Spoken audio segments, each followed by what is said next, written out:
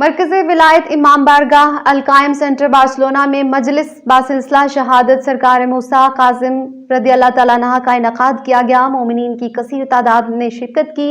तफसीलात जानते हैं स्पेन से प्राइम न्यूज़ के नुमाइंदे मुमताज सहोत्रा से। मरकज़ विलायत इमाम बारगाह अल-कायम सेंटर बारसेलोना में मजलिस बसिलसिला शहादत सरकार हज़रत इमाम मूसा काज़िम अलैहिस्सलाम बरपा हुई, जिसमें मोमिनीन मातमियान ने शिरकत फरमाई।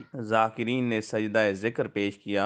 मातमी संगत सदाए इमाम मजलूम करबला ने पुरसाए मातमदारी पेश किया। लंगरो न्याज चौधरी फ़जर नवाब चीमा की तरफ से था।